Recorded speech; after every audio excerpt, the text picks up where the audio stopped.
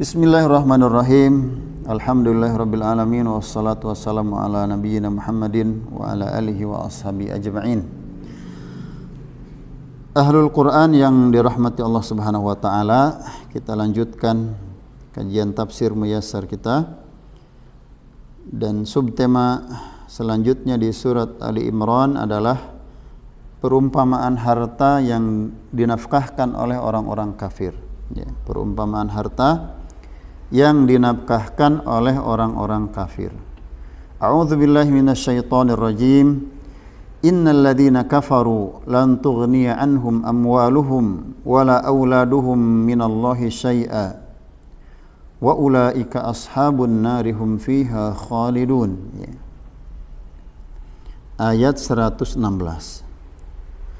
Sesungguhnya orang-orang kafir, baik harta maupun anak-anak mereka, sedikit pun tidak akan menolak azab Allah dari mereka. Mereka itu penghuni neraka dan mereka kekal di dalamnya. Tafsir ayat, sesungguhnya orang-orang yang kafir kepada Allah, ayat-ayat Allah dan mendustakan Rasul-Rasulnya, harta benda mereka dan anak-anak mereka tidak akan dapat menolak sedikit pun siksaan Allah dari mereka di dunia dan akhirat, dan mereka itu merupakan para penghuni neraka yang akan tinggal terus di dalamnya, tidak keluar darinya selamanya. Karena memang di antara syarat agar amal ibadah, harta, bahkan keluarga, keturunan kita bisa menyelamatkan kita di hadapan Allah Subhanahu wa taala adalah yang paling utama apa? Beriman dulu. Beriman kepada Allah, beriman kepada ayat-ayatnya, mengimani juga Rasul dan nabinya dan apa yang mereka bawa gitu. Baru setelah itu semua amal perbuatan akan dicatat, dibalas, yang baik dengan kebaikan, yang buruk tentu juga dibalas dengan keburukan baik di dunia dan akhirat. Ayat selanjutnya, wa mathalu ma yunfiqun, atau diulangi, mathalu ma yunfiquna fi hadhil hayatid dunya kamathali rihin fiha sirrun asabat hartha qaumin zalamu anfusahum fa ahlakat wa ma zalamahumullahu walakin anfusahum yadhlimun. Ayat 117.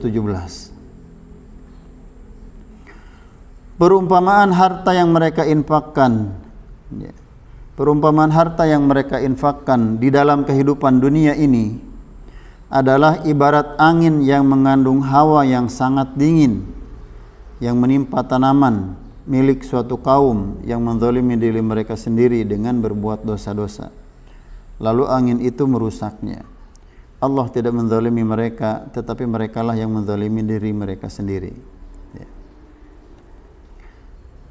Tafsirnya, perumpamaan apa yang diinfakkan oleh orang-orang kafir dalam berbagai pos kebajikan di kehidupan dunia ini dan pahala yang mereka harap-harapkan adalah seperti angin yang membawa hawa dingin menusuk, yang bertiup menerjang tanaman-tanaman satu kaum yang mereka itu mengharapkan hasil panen baiknya, dan gara-gara dosa yang mereka perbuat maka angin itu tidak menyisakan sedikit pun dari tanaman itu. Orang-orang kafir itu tidak menjumpai pahala di akhirat, dan Allah tidak menzalimi mereka dengan kejadian itu, akan tetapi mereka sendiri yang telah menzalimi diri mereka sendiri dengan tindak kekafiran dan maksiat mereka tersebut. Nah, jadi ini perumpamaan infaknya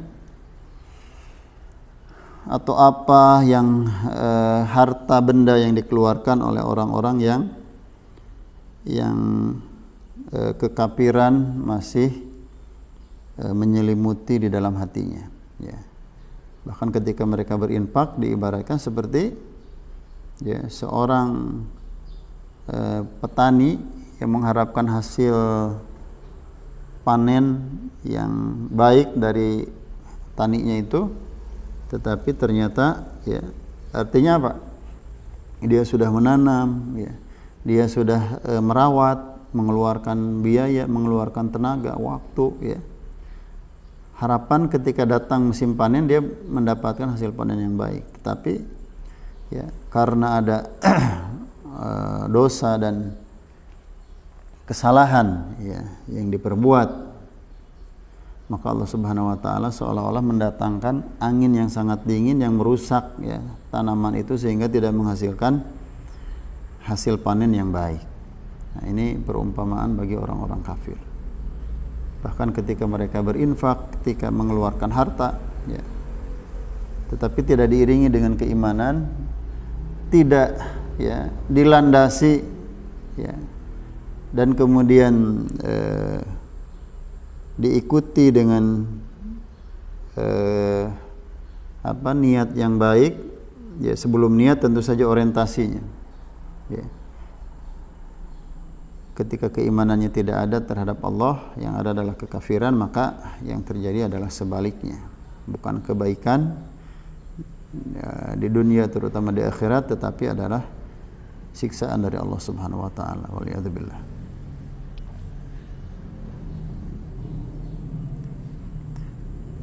Demikian Ahlul Quran yang dimuliakan Allah Subhanahu wa taala.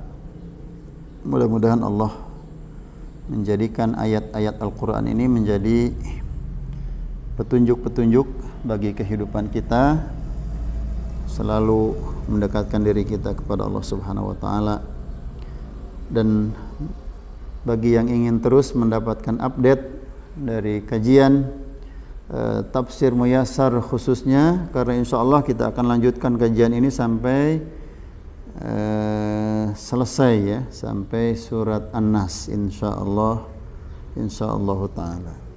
Silahkan subscribe ya agar mendapatkan notifikasi konten-konten terbaru, juga like dan mungkin bantu sharing dari konten-konten ini. Mudah-mudahan Allah menjadikan kita dan orang-orang yang kita cintai selalu berada di dalam petunjuk-petunjuk dan rambu-rambu hidayahnya, wabil khusus petunjuk-petunjuk Al-Quran. Wassalamualaikum warahmatullahi wabarakatuh.